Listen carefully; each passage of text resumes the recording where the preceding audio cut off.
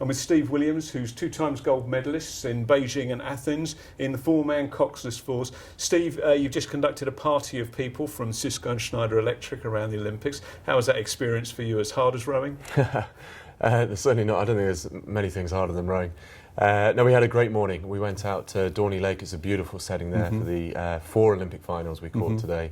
And we saw some GB medals, some GB gold medals. So it was a great morning. I think everyone had a great time. How would you say these Olympics are going? How does it compare being here in London as opposed to in Beijing or elsewhere in the world? I think London are hosting a great games. Everything seems to be running like clockwork. The venues look amazing. They feel amazing. And in my experience, I think what makes an Olympic Games is just the spirit, the feeling, the way that the host city welcomes the whole world, and the way that the whole world comes here and really throws themselves into it. And they don't just cheer their own country, but they cheer everybody else. Speaking to some of the guys you were with this morning, it looks like they've never seen an oar before, let alone know anything about rowing. How quickly did they get it? I have to say, no one knew anything about rowing going into it. But they had some really interesting questions. They really wanted to get under the skin of it. They didn't just want to go and see the rowing at the Olympics, but they actually wanted to feel it, to touch it, to know what it's all about. What it's like sitting on the start line, the pain that you feel during the race, what it's like when the guy drops the gold medal over your shoulders. And it was great. It was, I could see them. They were going on a journey, if you like. They didn't know anything about rowing. Maybe they admired rowing, but by the end of it, they really knew what it was all about. People don't know a huge amount about the sport, and so it was great to be able to host the guests today and to just explain what's going on, what it's like.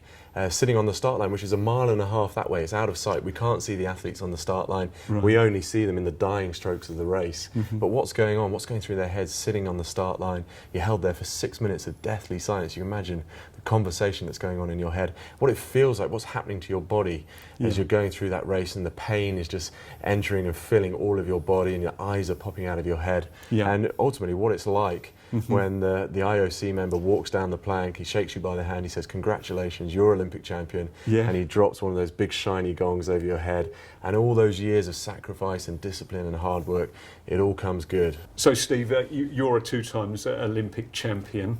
Have you got any good anecdotes? You must have some great stories to tell. I was fortunate enough. I went to the Athens Olympics. I went with Matthew Pinsent, now Sir Matthew Pinsent, a real legend in the UK, 4 times Olympic gold medalist. And for me, when I started rowing as a school kid, he was my schoolboy hero. I just say it as it is.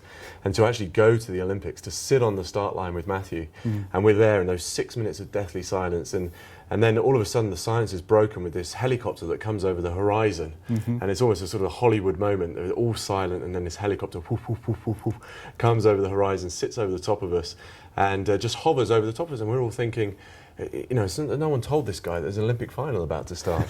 and Matthew's thinking, well, I'm making the calls, the verbalisation during the race, and Matthew's sitting, the other end of the boat, maybe as much as 6 metres away from me. He says, if this helicopter, he turns around and looks at me, he says, if this helicopter follows us all the way down, then you're going to have to speak up, otherwise I'm not going to be able to hear you. And it was just one of those instinctive knee-jerk reactions. I just put my head down the side of the boat and I said, "What was that?" And he seemed to think that was, one of those 5-year-old jokes that you play in the playground. And I wasn't joking, but Matthew just tipped his head back with laughter. He's got 10-litre lungs, and they just let out this bellow of laughter. And you could just hear it in 5 different languages in the boats around us. These guys are all saying, "What's the big bloke in the British boat laughing about?" Steve, that's brilliant. Thank you very much. Thank you.